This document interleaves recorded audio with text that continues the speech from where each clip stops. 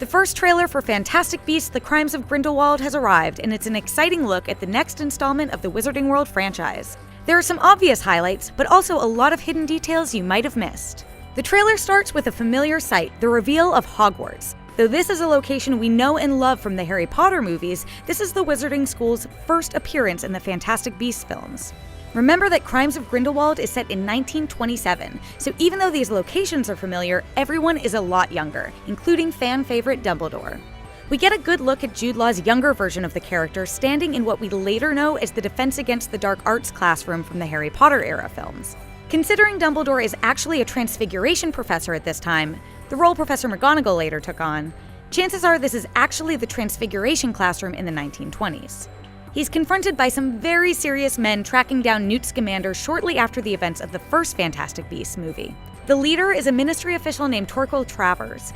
It's worth noting that there was another Travers who was a Death Eater under Voldemort, so this could be someone related to him. It's curious that they are seen apparating onto the bridge outside Hogwarts, considering it's a known rule in the Harry Potter era that you can't apparate into Hogwarts.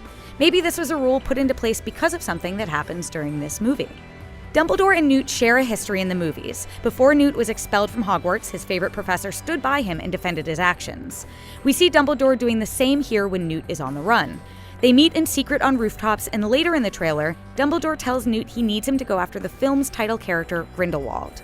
Though Grindelwald was captured at the end of Fantastic Beasts, which we see here in this shot of Johnny Depp's character, we know from the broad plot of this movie that he escapes and goes on to rally his followers.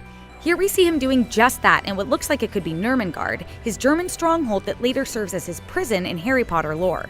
Because Dumbledore and Grindelwald share a history, which is explained in the Harry Potter and the Deathly Hallows book, Dumbledore needs Newt's help to defeat the Dark Wizard. Newt doesn't stay long in London. We see him heading off to Paris, the primary setting of this movie.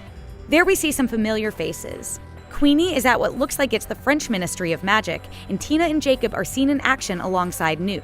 We can also spot familiar fantastic creature the Bowtruckle, as well as a couple of new creatures like this kooky bird and a water creature that looks just like a Kelpie that Newt is taking for an underwater ride. Also notably in Paris, see the Eiffel Tower, is Ezra Miller's Creedence, who clearly has learned to control his Obscurus a bit more since the last time we saw him. Next to him is Claudia Kim's new character, a Maledictus witch.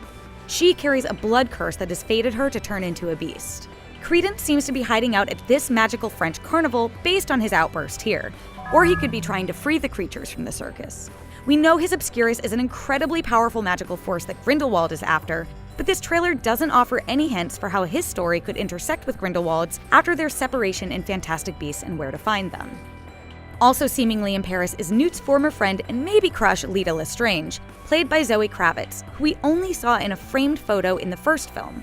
Another notable introduction is this look at Newt's brother Theseus Scamander, played by Callum Turner.